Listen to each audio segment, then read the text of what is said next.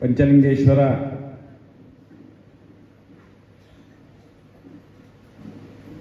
ಈ ಗ್ರಾಮದ ಎಲ್ಲ ದೇವರುಗಳು, ದುರ್ಗಾ ಪರಮೇಶ್ವರಿ ಇರ್ಬೋದು, ಅಣ್ಣಪ್ಪ ಸ್ವಾಮಿ ಇರ್ಬೋದು, ವ್ಯಕ್ತೇಶ್ವರಿ ಇರ್ಬೋದು, ಎಲ್ಲ ದೇವರಿಗೆ ಇಲ್ಲಿ ಬಂದಾಗ ಹೊಸದಾಗಿ ಕಂಡದ್ದೇನು ಅಂತ ಹೇಳಿದರೆ,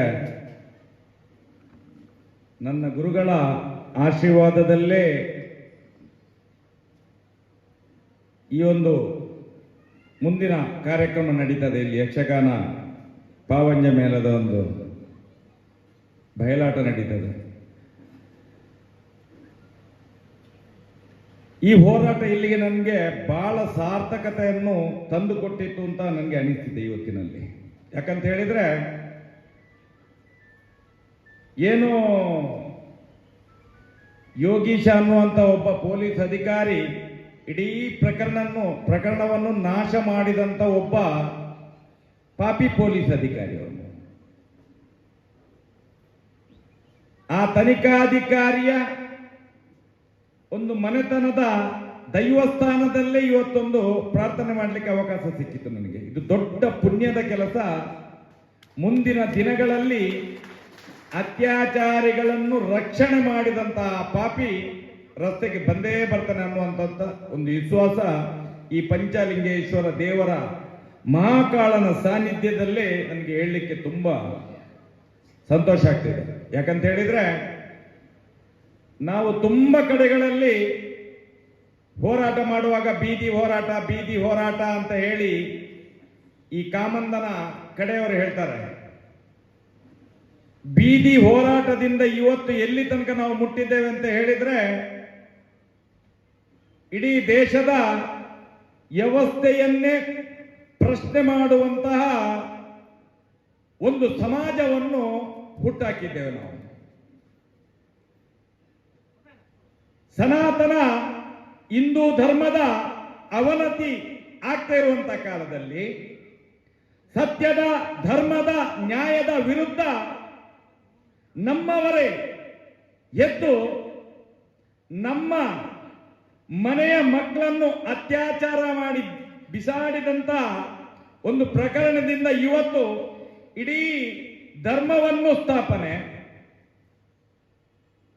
ಸತ್ಯವನ್ನು ಸಮಾಜಕ್ಕೆ ತೋರಿಸುವಂತ, ನ್ಯಾಯವನ್ನು ಬಿಂಬಿಸುವಂತ ಒಂದು ದೊಡ್ಡ ಮಟ್ಟದ ಹೋರಾಟ ಕಳೆದ 12 ವರ್ಷಗಳಿಂದ ಈ ಸೌಜನ್ಯನ ಒಂದು ಬೀಭತ್ಸಕರವಾದ ಅತ್ಯಾಚಾರ, ಕೊಲೆ, ಇದರಿಂದಾಗಿ ಇವತ್ತು ಸಮಾಜಕ್ಕೆ ಒಂದು ಏನು 76 ವರ್ಷದಿಂದ ನಮಗೆ ಹಿಂದೆ ಸ್ವಾತಂತ್ರ್ಯ ಸಿಕ್ಕಿದೋ, ಇವತ್ತು ಅದಕ್ಕಿಂತ ದೊಡ್ಡದಾದ ಸ್ವಾತಂತ್ರ್ಯ ಯಾವುದು ಅಂತ ಹೇಳಿದ್ರೆ ಸನಾತನ ಹಿಂದೂ ಧರ್ಮದ ಅವನತಿ ಆಗ್ತೈತೆ ಒಂದು ಜಾಗದಲ್ಲಿ. ಎಲ್ಲಿ ಅಂತ ಹೇಳಿದ್ರೆ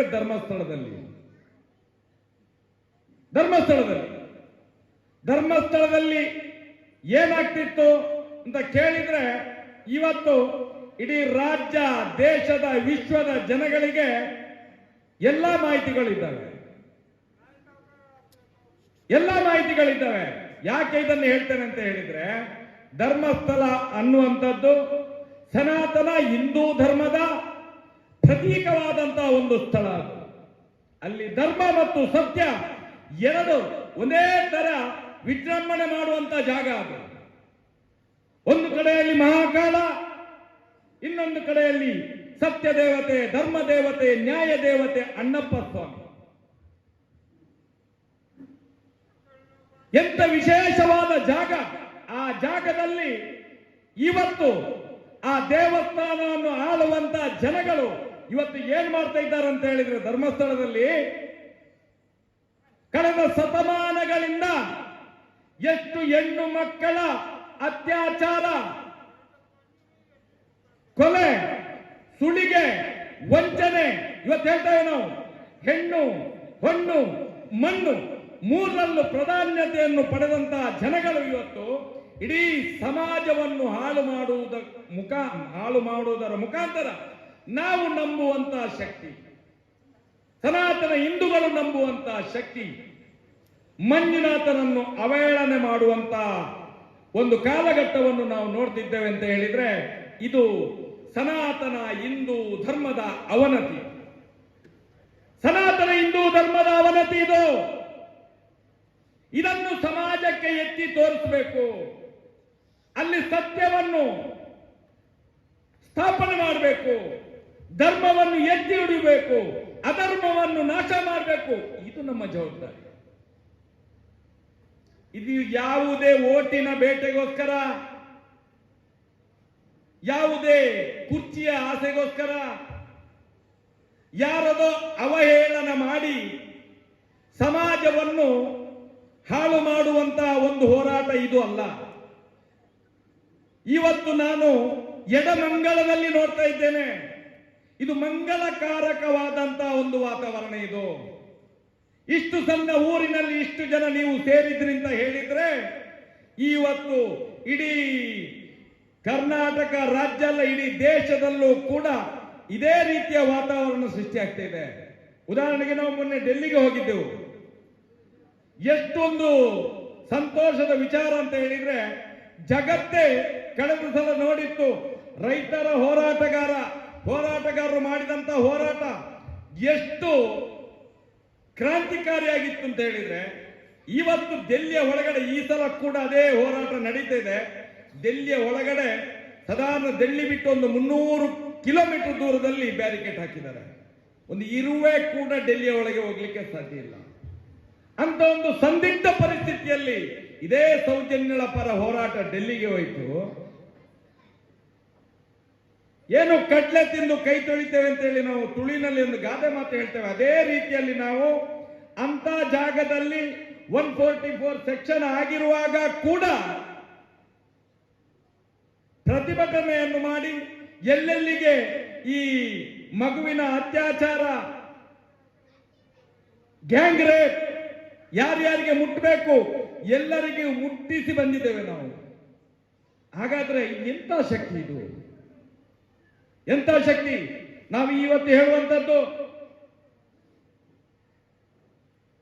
ಇವತ್ತು ಕೋಟ್ಯಾಂತರ ಜನಗಳು ಈ ಒಂದು ಹೋರಾಟದ ಹಿಂದ ಇದ್ದಾರೆ. ಡೆಲ್ಲಿಯಿಂದ ಇಲ್ಲಿಗೆ ಬರಬೇಕಾದ್ರೆ ಅಲ್ಲಿನ ಈ ದೇಶದ ಸುಪ್ರೀಂ ಕೋರ್ಟಿನ ಒಳಗಡೆ ಒಂದು 50 ಲಾಯರ್ಗಳು ನಮ್ಮ ಪರವಾಗಿ ನಿಂತುಕೊಳ್ಳುವಂತ ಒಂದು ವ್ಯವಸ್ಥೆಯನ್ನು ಮಾಡಿ ಬಂದಿದ್ದೇವೆ. ಈ ರಾಜ್ಯದ ಹೈಕೋರ್ಟಿನ ಒಳಗಡೆ ಒಂದು ವಕೀಲರ ತಂಡವೇ ನಿರ್ಮಾಣ ಆಗ್ತಿದೆ. ಇವತ್ತು 100 ಜನ ವಕೀಲರುಗಳು ಇವತ್ತು. ಯಾತಕ್ಕೋಸ್ಕರ? ಈ ಒಂದು ಅತ್ಯಾಚಾರದಿಂದಾಗಿ ಧರ್ಮದ ಹೆಸರು ಹಾಳಾಗ್ತಿದೆ, ರಾಜಕೀಯದ ಕಾರ್ಯಾಂಗದ ಹೆಸರು ಹಾಳಾಗ್ತಿದೆ, ಶಾಸಕಾಂಗದ ಹೆಸರು ಹಾಳಾಗ್ತಾ ಇದೆ. ಇದು ಎಲ್ಲವನ್ನು ಮೆಟ್ಟಿ ನಿಲ್ಲಬೇಕಾದ್ರೆ ಸೌಜನ್ಯ ಅನ್ನುವಂತ ಶಕ್ತಿಯಿಂದಲೇ ಸಾಧ್ಯ ಅನ್ನುವಂಥದ್ದು ಇವತ್ತು ಎಲ್ರಿಗೂ ಗೊತ್ತಾಗ್ತಾ ಇದೆ. ಎಲ್ರಿಗೂ ಗೊತ್ತಾಗ್ತಾ ಇದೆ. ಈ ದೇಶದಲ್ಲಿ ಕಾಂಗ್ರೆಸ್ ಇರಬಹುದು, ಬಿಜೆಪಿ ಇರಬಹುದು, ಎಲ್ರು ಇವ್ರು ಏನ್ ಮಾಡ್ತಾರೆ ಅಂತ ಹೇಳಿದ್ರೆ ಬರೇ ಕುರ್ಚಿಯ ಬೇಟೆಗೋಸ್ಕರ, ಬರೇ ಕುರ್ಚಿಯ ಆಸೆಗೋಸ್ಕರ ಈ ಅತ್ಯಾಚಾರಿಗಳನ್ನು ಶತಮಾನಗಳಿಂದ ರಕ್ಷಣೆ ಮಾಡಿದ್ದಾರೆ. ನನ್ಗೆ ನಾಚಿಕೆ ಆಗ್ತಾ ಉಂಟು ಇಲ್ಲಿ ನಿಂತುಕೊಂಡು ಮಾತಾಡ್ಲಿಕ್ಕೆ. ಏನ್ ಹೇಳ್ತೇವೆ ನಾವು? ಭಾರತ ಜಗತ್ತಿನಲ್ಲಿ ಅತಿ ದೊಡ್ಡ ಪ್ರಜಾಪ್ರಭುತ್ವ ರಾಷ್ಟ್ರ, ಪ್ರಜಾಪ್ರಭುತ್ವ ರಾಷ್ಟ್ರ. ಇಲ್ಲಿ ಪ್ರಜೆಗಳಿಗೆ ಹಕ್ಕಿದೆ. ನಾನು ಹೇಳ್ತೇನೆ, ನಾವು ನತದ್ರಷ್ಟರು ಪ್ರಜೆಗಳು. ಇವತ್ತು ಬರೇ ಒಂದು ಕಾಮಂದನ ಹಿಡಿತದಲ್ಲಿ ಇಡೀ ರಾಜಕೀಯ ಪಕ್ಷಗಳು, ಸರ್ಕಾರಗಳು, ಕಾರ್ಯಾಂಗಗಳು ಎಲ್ಲ ನತಮಸ್ತಕರಾಗಿ ಈ ಕಾಮಂದನ ಕಾಲ ಬುಡದಲ್ಲಿ ಬಿದ್ದು ಸಾಯ್ತಾ ಇದ್ದಾರೆ. ಇದನ್ನು ಪ್ರಶ್ನೆ ಮಾಡಬೇಕಲ್ಲ. ಪ್ರಜಾಪ್ರಭುತ್ವದ ವ್ಯವಸ್ಥೆಯಲ್ಲಿ ಸಾಮಾನ್ಯ ಜನಗಳಿಗೆ ಬದುಕಲಿಕ್ಕೆ ಹಕ್ಕಿಲ್ವ? ಹಾಗಾದ್ರೆ ಇದನ್ನು ಪ್ರಶ್ನೆ ಮಾಡಲಿಕ್ಕೆ ಇಲ್ವಾ? ಹಾಗಾದ್ರೆ ಇಲ್ವಾ? ಹಾಗಾದ್ರೆ ಈ ದೇಶದ ಸುಪ್ರೀಂ ಕೋರ್ಟ್ ಆದೇಶವನ್ನು ಮಾಡಿದೆ. ಫಂಡಮೆಂಟಲ್ ರೈಟ್ ಎಲ್ಲಿದೆ? ಫಂಡಮೆಂಟಲ್ ರೈಟ್ ನಮ್ಮ ಹಕ್ಕುಗಳನ್ನು ನಾವು ಪ್ರತಿಪಾದನೆ ಮಾಡಲಿಕ್ಕೆ ಇಲ್ಲ ಅಂತ ಹೇಳಿದ್ರೆ ಯಾವ ಫಂಡಮೆಂಟಲ್ ರೈಟ್ ಬಂಧುಗಳಿದು? ಯಾವ ಫಂಡಮೆಂಟಲ್ ರೈಟ್ಗಳು? ಈ ಎಲ್ಲ ಕಾರ್ಯಾಂಗಗಳನ್ನು ಪ್ರಶ್ನೆ ಮಾಡಲಿಕ್ಕೆ ಹೋದ್ರೆ ಡಿಫಾಮೇಷನ್ ಮೇಲೆ ಡಿಫಾಮೇಷನ್ ಕೇಸ್ ಹಾಕ್ತಾರೆ, ನಮ್ಮ ಮೇಲೆ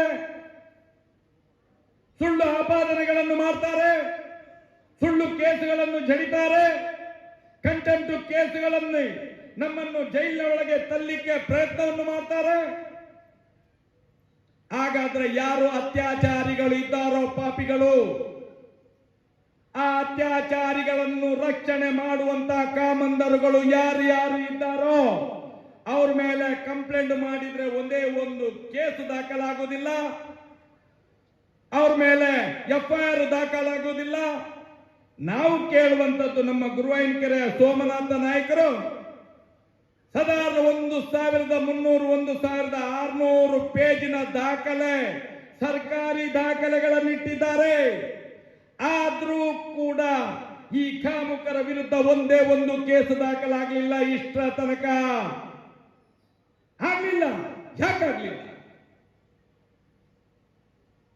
ನಾನು ಈ ದೇಶದ ಶಾಸಕಾಂಗಕ್ಕೆ ಪ್ರಶ್ನೆಯನ್ನು ಮಾಡ್ತೇನೆ, ಈ ದೇಶದ ಕಾರ್ಯಾಂಗಕ್ಕೆ ಪ್ರಶ್ನೆಯನ್ನು ಮಾಡ್ತೇನೆ. ಮುಂದೊಂದು ದಿನ ಅನಾಹುತ ತಪ್ಪಿದ್ದಲ್ಲ 76 ವರ್ಷದ ಹಿಂದಿನ ಸ್ವಾತಂತ್ರ್ಯ ಮರೆಮಾಚುತ್ತಾ ಇದೆ. ಹೊಸದಾಗಿ ಧರ್ಮಕ್ಕೋಸ್ಕರ ಸ್ವಾತಂತ್ರ್ಯ ಸಿಗ್ಲೇಬೇಕು ಅನ್ನುವಂತ ಹೋರಾಟಕ್ಕೆ ನಾವು ಅಣಿಯಾಗಬೇಕಾಗ್ತದೆ. ಭಾರತ ದೇಶದಲ್ಲಿ ಭಾರತ ಮಾತೆಯ ಹೆಸರಿನಲ್ಲಿ ಅತ್ಯಾಚಾರ ನಡೀತಿದೆ. ಭಾರತ ಮಾತೆಯ ಅತ್ಯಾಚಾರ ಸೌಜನ್ಯ ಅಲ್ಲ ಬಂಧುಗಳೇ, ಸೌಜನ್ಯ ಅಲ್ಲ. ಸೌಜನ್ಯ ಅನ್ನುವಂಥದ್ದೊಂದು ಶಕ್ತಿ. ನಾವು ಕಳೆದ 12 ವರ್ಷಗಳಿಂದ ಈ ವೇದಿಕೆಗಳಲ್ಲಿ ಇದನ್ನೇ ಹೇಳ್ಕೊಂಡು ಬಂದಿದ್ದೇವೆ. ಒಂದು ತಾಯಿಯ, ಒಂದು ತಂಗಿಯ ಒಂದು ರಕ್ಷಣೆ ನಮ್ಮಿಂದ ಪುರುಷರಿಂದ ಸಾಧ್ಯ ಇಲ್ಲ ಅಂತ ಹೇಳಿದ್ರೆ ನಾವು ಈ ಭಾರತಾಂಬೆಯ ಮಣ್ಣಿನ ಮಕ್ಕಳು ಅನಿಸಿಕೊಳ್ಳಿಕ್ಕೆ ಸಾಧ್ಯವೇ ಇಲ್ಲ. ಒಬ್ಬ ಪಾಪಿ ಅತ್ಯಾಚಾರಿ ಅವನನ್ನು ರಕ್ಷಣೆ ಮಾಡಿದ ಕಾಮಂದರನ್ನು ರಕ್ಷಣೆ ಮಾಡಲಿಕ್ಕೆ ಇಡೀ ನಮ್ಮ ಪುರುಷತ್ವವನ್ನು ನಾವು ಬಲಿ ಕೊಡ್ಬೇಕಾ? ಈ ಗಂಡಸರು ಬಲಿ ಕೊಡ್ಬೇಕ? ನಾವು ಹೇಳ್ತಾರೆ ಏನು, ಭಾರತವನ್ನು ವಿಶ್ವಗುರು ಮಾಡ್ತೇವೆ, ಇದು ಭಾರತ ಮಾತೆ. ತಾಯಿಯನ್ನು ಪ್ರಕೃತಿ ಅಂತ ಕರಿತೇವೆ, ಧರ್ಮ ಅಂತ ಕರಿತೇವೆ, ಕಲ್ಲುಟ್ಟಿ ಅಂತ ಕರಿತೇವೆ, ದುರ್ಗಾ ಪರಮೇಶ್ವರಿ ಅಂತ ಕರಿತೇವೆ, ರಾಜರಾಜೇಶ್ವರಿ ಅಂತ ಕರಿತೇವೆ, ಚಾಮುಂಡಿ ಅಂತ ಕರಿತೇವೆ. ಆದ್ರೆ ಅದೇ ತಾಯಿಯನ್ನು ರಾಜ್ಯ ರಸ್ತೆಯಿಂದಲೇ ಎಳ್ಕೊಂಡು ಹೋಗಿ ಅತ್ಯಾಚಾರ ಮಾಡಿ ಬಿಸಾಡಿದಂತ ಪಾಪಿಗಳು ಇವತ್ತು ಕೂಡ ನಮ್ಮ ಕಾಲಬುಡದಲ್ಲಿ ತಿರುಗ್ತಾ ಇದ್ದಾರೆ ಅಂತ ಹೇಳಿದ್ರೆ ಅದಕ್ಕೆ ಈ ದೇಶದಲ್ಲಿ ಯಾವುದೇ ಒಂದು ಶಿಕ್ಷೆಯ ಅವಕಾಶ ಇಲ್ಲ ಅಂತ ಹೇಳಿದ್ರೆ ಅರೆ ಈ ಪಾಪಿ ದೇಶದಲ್ಲಿ ನಾವು ಬದುಕಲಿಕ್ಕೆ ಆಗ್ತದ? ಹಾಗಾದ್ರೆ ನಾವುಗಳೆಲ್ಲ ಪಾಪಿಗಳಾಗಾದ್ರೆ ಇದನ್ನು ಪ್ರಶ್ನೆ ಮಾಡ್ಲಿಕ್ಕೆ ಇಲ್ಲವೋ? ಹಾಗಾದ್ರೆ ನಾವೇನು ಮರದ ಕೊಂಬೆಯಿಂದ ಬಿದ್ದವರ, ಬಂಡೆ ಕಲ್ಲಿನ ಮಧ್ಯದಿಂದ ಹೊರಗಡೆ ಸೀಳ್ಕೊಂಡು ಬಂದವರ ನಾವುಗಳು? ಇದೇ ತಾಯಿಯ ಗರ್ಭದಿಂದ ಜನಿಸಿದವರಲ್ವಾ? ಯಾಕೆ ಬರುವುದಿಲ್ಲ ಇದು ನಿಮ್ಗೆ? ಯಾಕೆ ಬರುವುದಿಲ್ಲ ನಿಮ್ಗೆ? ಅರೆ ರಾಜ್ಯಕ್ಕೆ ವ್ಯಕ್ತಿಗಳೇ ಪಾಪಿಗಳು ನೀವು. ನಿಮ್ಮ ಮನೆಯಲ್ಲಿ ಹೆಂಗಸರಿಲ್ವಾ? ನಿಮ್ಗೆ ತಾಯಿ ಇಲ್ವಾ? ನಿಮ್ಗೆ ಅಕ್ಕ ಇಲ್ವಾ? ನಿಮ್ಗೆ ತಂಗಿ ಇಲ್ವಾ ಅಂತ ಹೇಳಿ ಪ್ರಶ್ನೆ ಮಾಡ್ಬೇಕಲ್ಲ ನಾವುಗಳು, ಮಾಡ್ಬೇಕಲ್ಲ. ಅರೆ ಈ ಅತ್ಯಾಚಾರಿಗಳನ್ನು ರಕ್ಷಣೆ ಮಾಡಿದ ಪೊಲೀಸ್ ಇಲಾಖೆಯ ಎಲ್ಲ ಅಧಿಕಾರಿ ವರ್ಗಗಳಿಗೆ ಪ್ರಶ್ನೆಯನ್ನು ಮಾಡ್ತೇನೆ. Abhishek Goyal IPS IAS officer ಇವಾಗ ಏನಾಗಿದ್ದಾನೆ? ಈ ದೇಶದ ಉನ್ನತ ತನಿಖಾ ಸಂಸ್ಥೆಯ ಒಬ್ಬ ಸದಸ್ಯ ಆಗಿದ್ದಾನೆ. ಇಡೀ ಸೌಜನ್ಯಳ ಕೇಸನ್ನು ಮುಚ್ಚಿ ತಿಂದು ನೀರು ಕುಡ್ದವ ಪಾಪಿಷ್ಟವನೊಬ್ಬ ಅಧಿಕಾರಿ. ನಾವುಗಳು ಕಟ್ಟಿದಂತ ಟ್ಯಾಕ್ಸ್ ಅಲ್ಲಿ ಬದುಕುವಂತ ಈ ಅಧಿಕಾರಿಗಳು ಭಾಸ್ಕರ್ ರೈ, ಯೋಗೀಶ, ಸುದರ್ಶನ, ಸುಂದರ್ ಶೆಟ್ಟಿ, ಕೃಷ್ಣ ಕುಮಾರ್, ಪೊಲೀಸ್ ನವೀನ, ಬಾಬುಗೌಡ ASI, ಎಷ್ಟು ಮಂದಿ ಇದ್ದಾರೆ ಪಾಪಿಗಳು ಇವರೆಲ್ಲ. ಇಡೀ ಪ್ರಕರಣವನ್ನು ನಾಶ ಮಾಡಿದವರು ಡಾಕ್ಟರ್ ಆದಮ್, ಡಾಕ್ಟರ್ ರಶ್ಮಿ, ಇವ್ರು ನೆನೆಸಿದ್ದಾರೆ. ಶತಮಾನಗಳಿಂದ ಎಷ್ಟೋ ಕೇಸನ್ನು ಮುಚ್ಚಾಕಿದ್ದಾರೆ. ಈ ಒಂದು ಸೌಜನ್ಯಗಳ ಕೇಸಲ್ಲಿ ಕೂಡ ಮುಚ್ಚಿ ಹೋಗುತ್ತೆ ಅಂತ ನೆನೆಸಿ ಎಲ್ಲವನ್ನು ಸಾಕ್ಷ್ಯ ನಾಶ ಮಾಡಿದವರು. ಹೇಳ್ತಾರೆ ಎಲ್ರು, ನ್ಯಾಯ ಸಿಗುದಿಲ್ಲ, ಸೌಜನ್ಯನಿಗೆ ನ್ಯಾಯ ಸಿಗುದಿಲ್ಲ. ಯಾಕೆ ಸಿಗುದಿಲ್ಲ? ಸಾಕ್ಷಿಗಳು ನಾಶ ಆಗಿದ್ದಾವೆ, ಸಾಕ್ಷಿಗಳು ಇಲ್ಲ. ಅರೆ ನಾವು ಕೇಳುವಂತ ಪ್ರಶ್ನೆ, ಅರೆ ಡಾಕ್ಟರ್ ಆದಮ್ ಏನು, ಯಾರು? ಪೊಲೀಸ್ ಆಫೀಸರ್, ತನಿಖಾಧಿಕಾರಿ ಯೋಗೀಶ, ಯಾರು? ಕತ್ತೆ ಮೇಯಿಸೋ. ಅರೆ IPS IAS ಆದಂತ ಅಭಿಷೇಕ್ ಗೋಯಲ್, ಅವನು ಯಾರು? ಅನ್ಪಡ. ಭಾಸ್ಕರ್ ರೈ, ಆಗಿನ ಸರ್ಕಲ್ ಇನ್ಸ್ಪೆಕ್ಟರ್. ಸುದರ್ಶನ್, ಆಗಿನ ಸರ್ಕಲ್ ಇನ್ಸ್ಪೆಕ್ಟರ್, ಅವನೇನು ದನ ಕಾಯ್ತಾ ಇದ್ನ? ಅವನೇನು ಅನ್ಪಡ? ಎಲ್ಲ ವಿದ್ಯಾವಂತರು ಸೇರ್ಕೊಂಡು ಈ ಅತ್ಯಾಚಾರಿ ಕಾಮಂದರುಗಳ ಜೊತೆ ಸೇರಿ ಇಡೀ ಪ್ರಕರಣವನ್ನು ನಾಶ ಮಾಡಿದವರು, ಇಡೀ ಪ್ರಕರಣವನ್ನು ನಾಶ ಮಾಡಿದವರು. ಅರೇ ಯೋಚನೆ ಮಾಡಬೇಕು ಈ ಸಮಾಜ. ನಾವು ಇವತ್ತು ಈ ದೇಶದ ಜನಗಳನ್ನು ಒಟ್ಟು ಮಾಡಿ ನಮ್ಮ ಜನಾದೇಶ ಇದೆ. ಇದು ಪ್ರಜಾಪ್ರಭುತ್ವದ ವ್ಯವಸ್ಥೆ, ಪ್ರಜೆಗಳ ಹಕ್ಕು. ಪ್ರಜೆಗಳ ಹಕ್ಕನ್ನು ಕೈ ಮೀರಿ ನೀವು ಮುಂದೆ ನಡೆದ್ರೆ ಖಂಡಿತ ಈ ಪ್ರಜಾಪ್ರಭುತ್ವ ವ್ಯವಸ್ಥೆ ಬಿಡುವುದಿಲ್ಲ. ನಿಮ್ಮನ್ನು ಪ್ರಶ್ನೆ ಮಾಡಿಯೇ ಮಾಡ್ತದೆ. ನಾನು ಕೇಳ್ತಾ ಇದ್ದೇನೆ, ಈ ದೇಶದ ಮಾನವ ಹಕ್ಕುಗಳ ಉಲ್ಲಂಘನೆ ಸಂಘಟನೆಗಳು ಎಲ್ಲಿ ಸತ್ತೋಗಿದ್ದಾವೆ? ಅರೆ ನಿಮ್ಗೆ ಮಾನವತೆ ಇದೆಯಾ? ನಿಮ್ಗೆ ರೇ ಪಾಪಿಗಳು, ಮಹಿಳಾ ಮತ್ತು ಮಕ್ಕಳ ಹಕ್ಕುಗಳ ರಕ್ಷಣೆಯ ವೇದಿಕೆ ಎಲ್ಲಿದ್ದಾರೆ? ಓ ಮಹಿಳಾ ಶಿಖಮಣಿಗಳು, ಮಹಿಳಾ ಮತ್ತು ಮಕ್ಕಳ ಹಕ್ಕುಗಳ ರಕ್ಷಣೆ ಎಲ್ಲಿ ಸತ್ತೋಗಿದ್ದೀರಿ ನೀವು? ನೀವೇನು ತಾಯಂದಿರಲ್ವಾ? ನಿಮ್ಮ ಗರ್ಭದಲ್ಲಿ ಮಕ್ಕಳು ಜನನ ಪಡೆಯುವುದಿಲ್ಲ ಹಾಗಾದ್ರೆ? ಸೌಜನ್ಯ ನಿಮ್ಮ ಮನೆಯ ಮಗಳಲ್ವ ಹಾಗಾದ್ರೆ? ಅವಳೊಬ್ಬಳು ಹೆಣ್ಣಲ್ವಾ? ಯಾಕೆ ಅರ್ಥ ಆಗ್ತಿಲ್ಲ ನಿಮ್ಗೆ? ಯಾಕೆ ಅರ್ಥ ಆಗ್ತಿಲ್ಲ?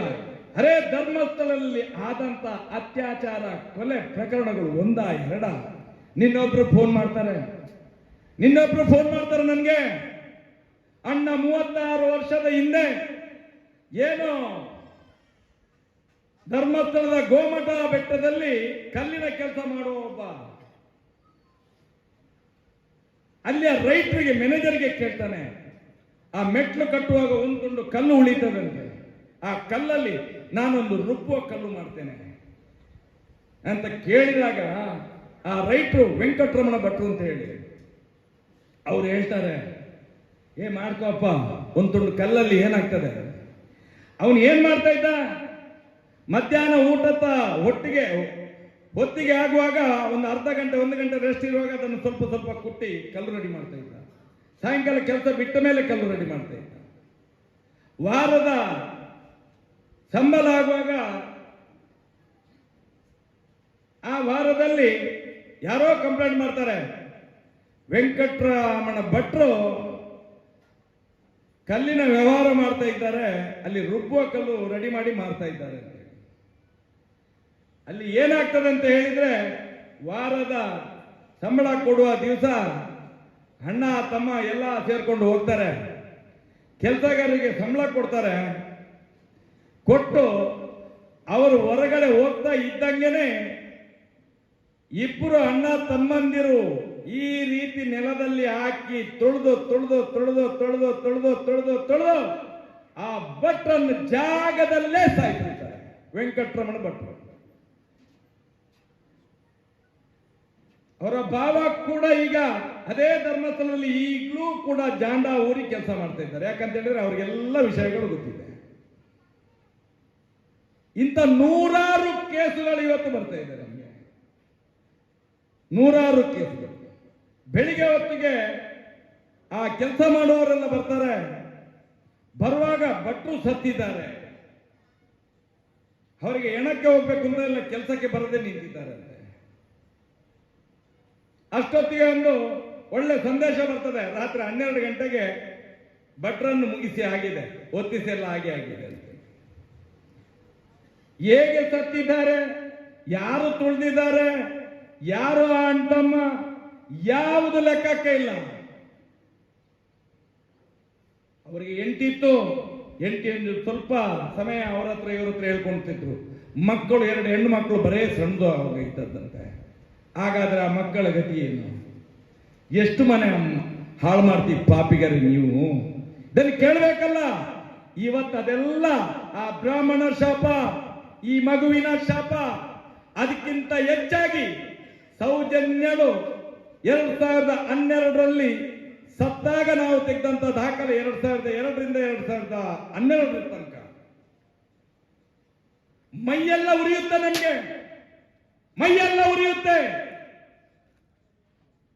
ಎಂತ ಪಾಪಿಷ್ಟರಿದ್ದಾರಂತ ನೀವು ಯೋಚನೆ ಮಾಡ್ಬೇಕು. ಆ ಗ್ರಾಮದಲ್ಲಿ, ಧರ್ಮಸ್ಥಳದಲ್ಲಿ 2002ರಿಂದ 2012 ತನಕ ನಾವು ದಾಖಲೆ, ಸರ್ಕಾರಿ ದಾಖಲೆ ತೆಗೆದದ್ದು, ನಮ್ಮ ಮನೆಯಿಂದ ತೆಗೆದ ದಾಖಲೆ ಅಲ್ಲ ಅದು, ಸರ್ಕಾರಿ ದಾಖಲೆ.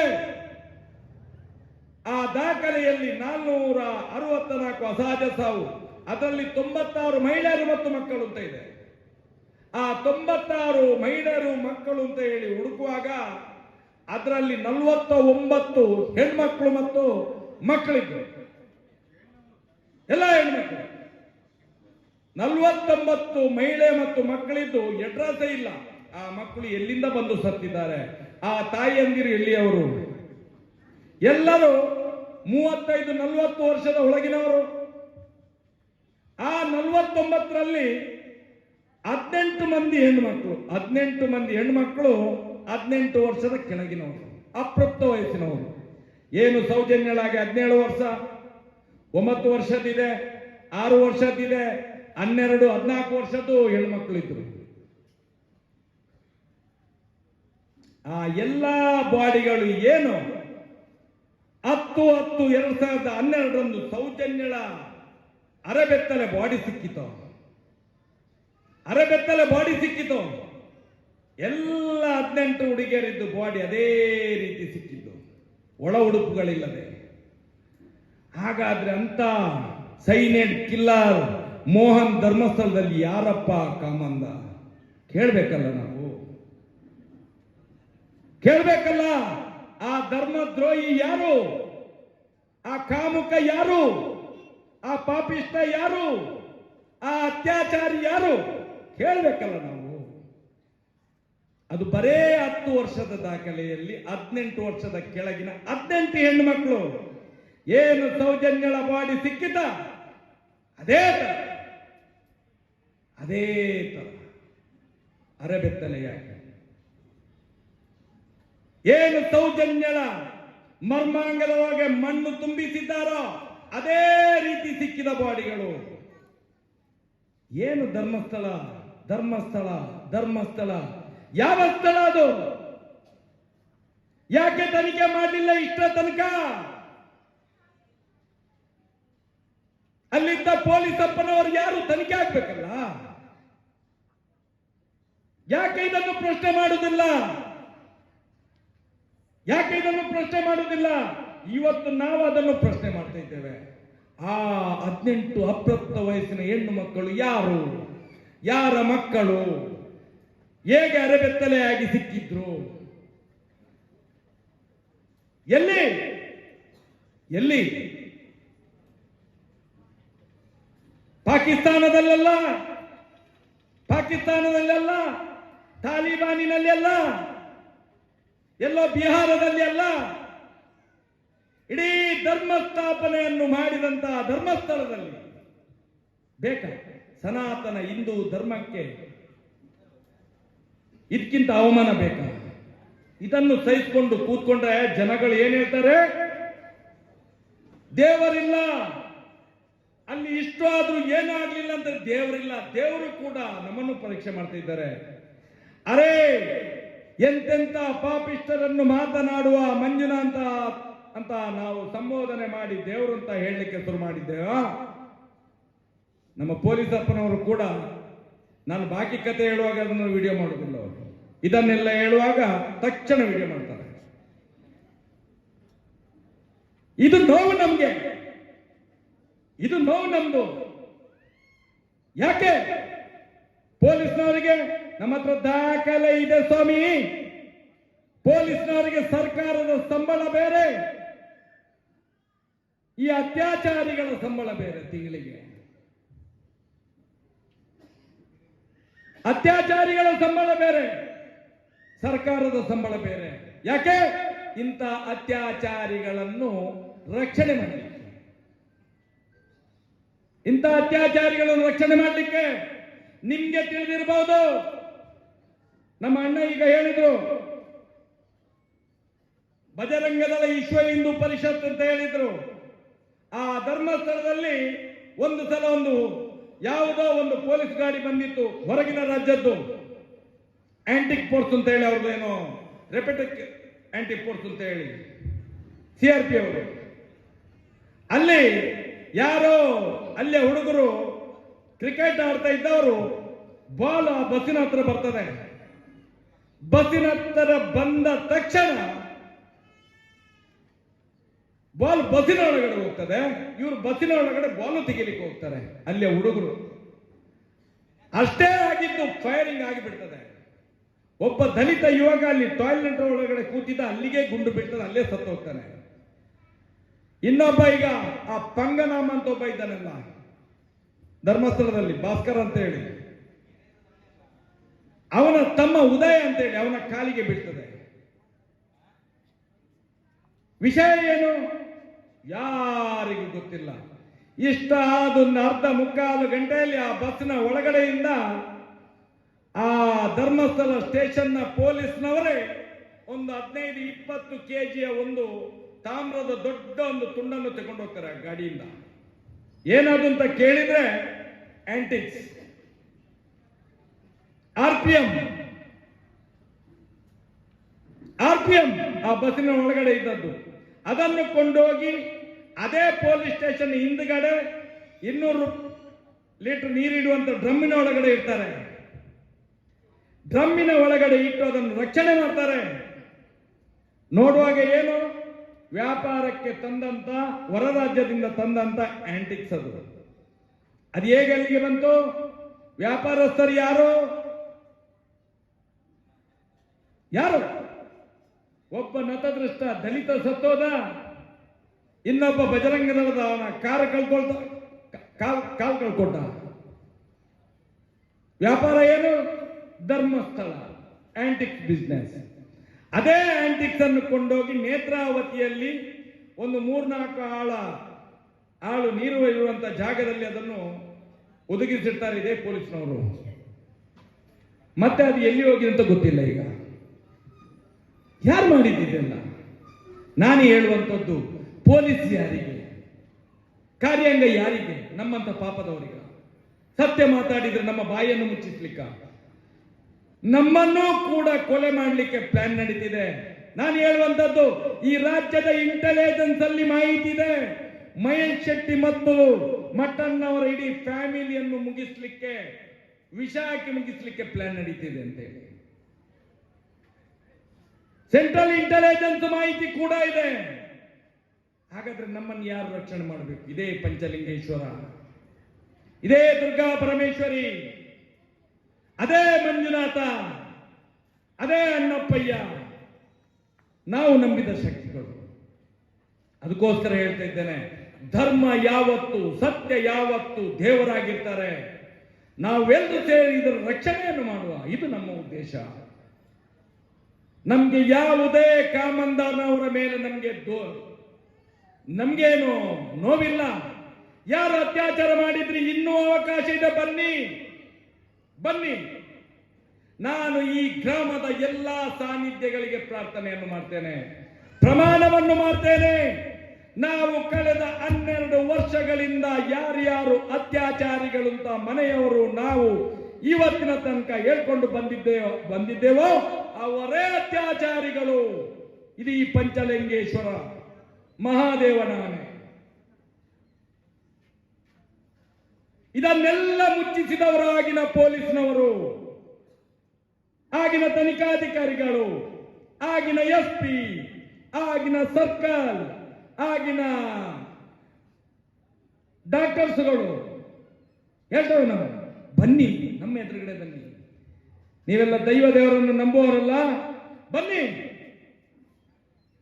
ಹಾಗೆ ಆಗಿದ್ರೆ ಇಷ್ಟು ತನಕ ಮಾಡ್ಬೇಕಿತ್ತಲ್ಲ, ನೀವು ಪ್ರಮಾಣ ಮಾಡ್ಬೇಕಿತ್ತಲ್ಲ, ಯಾಕೆ ಮಾಡಲಿಲ್ಲ? ನಾವು ಹೇಳುವಂಥದ್ದು, ನಾವು ಧರ್ಮದ ರಕ್ಷಣೆಗೆ ಅಂತ ಹೊರಟವರು. ನಾವು 40 ವರ್ಷಗಳಿಂದ ಸಂಘ ಪರಿವಾರದ ಜೊತೆ ಗುರುತಿಸಿಕೊಂಡು ಬೇರೆ ಬೇರೆ ರೀತಿಯಲ್ಲಿ ಹೋರಾಟವನ್ನು ಮಾಡಿದವರು ನಾವು. ಇವತ್ತು ಕೂಡ ಅದನ್ನೇ ಮಾಡ್ತಾ ಇದ್ದೇವೆ. ಖಂಡಿತವಾಗಿಯೂ ಈ ದೇಶದ ಏನು ಸಂಸ್ಕೃತಿ, ಏನು ಧರ್ಮ ಇದೆಯೋ, ಈ ಭಾರತ ಮಾತೆಯ ರಕ್ಷಣೆ ನಮ್ಮೆಲ್ಲರ ಜವಾಬ್ದಾರಿ ಅಂತ ತಿಳ್ಕೊಂಡು ಕೆಲಸವನ್ನು ಮಾಡ್ತಿದೆ. ರಾಜಕೀಯ ವ್ಯಕ್ತಿಗಳ ಬಾಲಗೊಂಚಿಗಳಾಗಿ ನಾವು ಕೆಲಸ ಮಾಡ್ತಾ ಇಲ್ಲ. ಯಾವುದೇ ಒಂದು ಸಂಘಟನೆಯ ವ್ಯಕ್ತಿಗಳಾಗಿ ಕೆಲಸ ಮಾಡ್ತಾ ಇಲ್ಲ. ನಾವು ಇವತ್ತು ನಮ್ಮ ಎಲ್ಲ ಸನಾತನ ಹಿಂದೂ ಧರ್ಮದವರ ಜವಾಬ್ದಾರಿಯನ್ನು ಪುನರಪಿಯಾಗಿ ನಾವು ನೆನಪು ಮಾಡಿಸ್ತಾ ಇದ್ದೇವೆ. ಮುಂದಿನ ದಿನಗಳಲ್ಲಿ ನಮ್ಮ ಹಿರಿಯರು ಹೇಳ್ತಾರೆ, ಏನ್ ಹೇಳ್ತಾರೆ? ಸತ್ಯಯುಗದ ಪ್ರಾರಂಭ ಆಗ್ತದೆ. ಅದು ಸೌಜನ್ಯದಿಂದ, ಅದು ಆ ಧರ್ಮಕ್ಷೇತ್ರದಿಂದ, ಅದು ಆ ನ್ಯಾಯಪೀಠದಿಂದ. ಅದಕ್ಕೋಸ್ಕರ ನಾವು ಯಾವುದನ್ನು ಲೆಕ್ಕಕ್ಕಿಡದೆ ನಮ್ಮ ಪ್ರಾಣವನ್ನು ಒತ್ತೆ ಇಟ್ಟು ನಾವು ಇವತ್ತು ಹೋರಾಟವನ್ನು ಮಾಡ್ತಿದ್ದೇವೆ. ಬರೇ ಬಾಯಲ್ಲಿ ಮಾತ್ರ ಹೇಳೋದಲ್ಲ, ಹೇಳ್ತೇವೆ. ಲಕ್ಷ ಸ್ವಾತಂತ್ರ್ಯ ಹೋರಾಟಗಾರರ ನೆತ್ತರು ಈ ಮಣ್ಣಿನಲ್ಲಿದೆ. ಹಾಗಾದ್ರೆ ನಾವುಗಳು ಏನ್ ಮಾಡ್ತಿದ್ದೇವೆ? ನಾವುಗಳು ಪಾಪಿ ರಾಜಕೀಯ ಪಕ್ಷದ ನತದೃಷ್ಟ ನಾಯಕರ ಹಿಂದುಗಡೆ ನತಮಸ್ತಕರಾಗಿ ಓಡಾಡ್ತಿದ್ದೇವೆ. ಇದಕ್ಕಿಂತ ನೀಚ ಕೃತ್ಯ ಬೇಕಾ? ಇದಕ್ಕಿಂತ ದೊಡ್ಡ ಧರ್ಮ ವಿರೋಧಿ ಬೇಕಾ? ನಾನು ಹೇಳುವಂಥದ್ದು, ರಾಜಕೀಯ ಅನ್ನುವಂಥದ್ದು ಕ್ಷಣಿಕ ಮಾತ್ರ.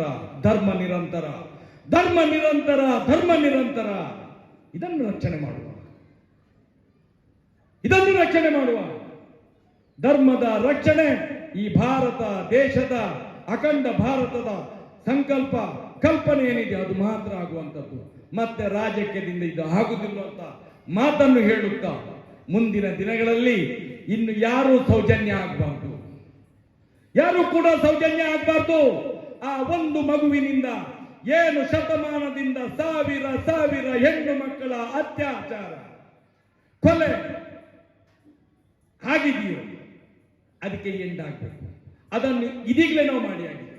ಯಾಕಂತ ಹೇಳಿದ್ರೆ ಕಳೆದ 12 ವರ್ಷಗಳಲ್ಲಿ ಆ ಧರ್ಮಸ್ಥಳ ಗ್ರಾಮದಲ್ಲಿ ಯಾವುದೇ ಅತ್ಯಾಚಾರ ಕೊಲೆ ನಡೀಲಿಲ್ಲ. ಇದು ಸೌಜನ್ಯದ ಹೋರಾಟದ ಶಕ್ತಿ. ಬೀದಿ ಹೋರಾಟ ಅಂತ ಹೇಳ್ತಿರಲ್ಲ, ಇದು ಸೌಜನ್ಯದ ಹೋರಾಟದ ಶಕ್ತಿ. ಇದು ಶಕ್ತಿ, ಸೌಜನ್ಯದ ಹೋರಾಟದ ಶಕ್ತಿ. ಎಲ್ಲಿ ಆ ಧರ್ಮಸ್ಥಳದಲ್ಲಿ ಕೆಲಸಕ್ಕಿದ್ದವರಿಗೆ 5, 6, 7 ಸಾವಿರ ಸಂಬಳ ಇತ್ತ, ಇವತ್ತು 15, 20, 25 ಸಾವಿರ ರೂಪಾಯಿ ಸಂಬಳ ಆಗಿದೆ. ಆ ಬಡವರ ಮನೆಗೆ ಇವತ್ತು ಮೃಷ್ಟಾನ್ನ ಭೋಜನ. ಇದು ಸೌಜನ್ಯದ ಶಕ್ತಿ. ಬಡ್ಡಿಯ ದಂಧೆ ಮಾಡಿಕೊಂಡು ಇಡೀ ಸಮಾಜವನ್ನು ಸಾಲದ ಕೂಪದಲ್ಲಿ ದೂಡಿದಂತ ಪಾಪವನ್ನು ದೂರ ಮಾಡ್ತಾ ಇದ್ದೇವೆ ಇವತ್ತು. ಅದು ಸೌಜನ್ಯದ ಶಕ್ತಿ. ಬಡ್ಡಿ ವ್ಯವಹಾರವನ್ನು ಕಮ್ಮಿ ಮಾಡ್ತಿದ್ದೇವೆ. ಯಾರ್ಯಾರ ಜಾಗವನ್ನು ಒಳಗೆ ಹಾಕಿ ಬಿಡ್ಲಿಲ್ಲ ಅಂತ ಹೇಳಿದ್ರೆ ಕೊಲೆ ಮಾಡಿ ಬಿಸಾಡ್ತಿದ್ದಂತ ಪ್ರಕರಣಗಳು ಇವತ್ತು ಎಲ್ಲಿದ್ದಾವೆ? ಎಲ್ರಿಗೂ ಧೈರ್ಯ ಬಂದಿದೆ ನೀನ್ ಯಾರು ಅಂತ ಹೇಳಿದ್ರೆ ನೀನ್ ಯಾರು ಅಂತ ಕೇಳಲಿಕ್ಕೆ. ಇದು ಸೌಜನ್ಯ ಹೋರಾಟದ ಶಕ್ತಿ. ಅದಕ್ಕೋಸ್ಕರ ಹೇಳ್ತಾ ಇದ್ದೇನೆ, ಸತ್ಯದ ಶಕ್ತಿ ನಿರಂತರವಾಗಿ ನಡೀಲಿ, ಧರ್ಮ ಸ್ಥಾಪನೆ ಆಗಲಿ. ನಾವು ಇವತ್ತು ಇದ್ದೇವೆ. ಏನು ಈ ಅತ್ಯಾಚಾರಿಗಳು ತಿಳ್ಕೊಂಡಿದ್ದಾರೆ, ನಮ್ಗೆ 1000 ವರ್ಷದ ಆಯುಷ್ ಉಂಟು ಅಂತ ಹೇಳಿ ಲಕ್ಷ ಕೋಟಿ ಸಂಪಾದನೆ ಮಾಡಿಟ್ಟು ಸಾಕಾಗುವುದಿಲ್ಲ.